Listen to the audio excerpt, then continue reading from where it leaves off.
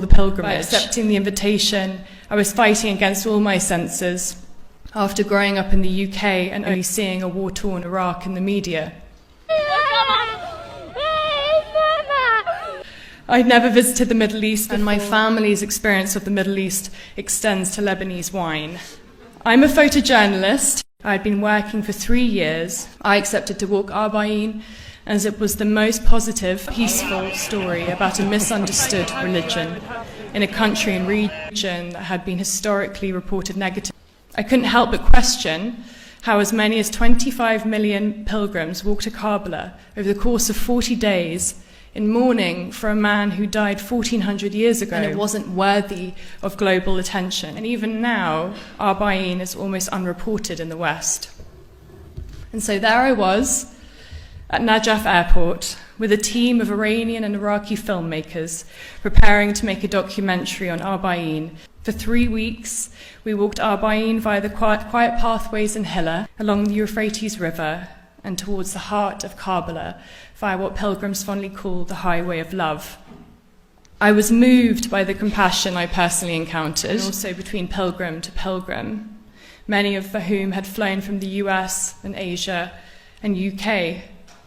I was surprised to meet a woman who worked for HSBC in London. While meandering our way through these date palm forests towards our accommodation for the night, I've been informed that if you stay in the men's mokebs, you'll experience a strong symphony of snoring. But I can tell you in the women's mokebs, you have to be prepared for toddlers poking you awake and the sound of newborn babies crying. And in my case, I had aunties offering me food, readjusting my hijab, and asking me 20 times a day if I was married.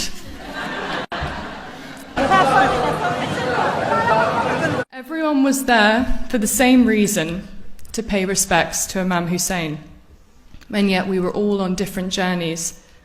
While I'm not Muslim, I found the message of Arbaeen at an enormously transitional point in my life. And I found many pilgrims had decided to walk Arbaeen after losing a loved one or fleeing conflict, those who had waited much of their life to be there in their 80s and 90s. When we reached Imam Hussein's shrine the day before Arbaeen, I stood on a rooftop looking out at a stream of pilgrims and at my colleagues knelt on the floor weeping in the presence of Imam Hussein's shrine. I felt overwhelmed and confused. How could up to 25 million people walk every year and no one know about it? How could they mourn for Hussein as if he had just died that day? And how could one man unify so many people in one place, and yet so few globally know about it? This is something I continue to reflect on in Iraq as we finish filming, and when I returned back to the UK.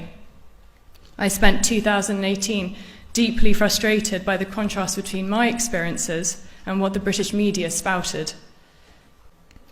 While Arbaeen is no doubt a time of deep mourning, there is so much joy to be found too.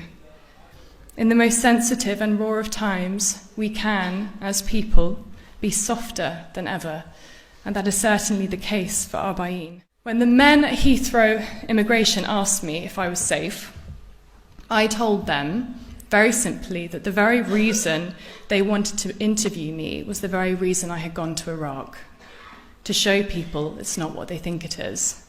I opened my laptop and I showed them my photographs, and I showed them these pictures from the pilgrimage.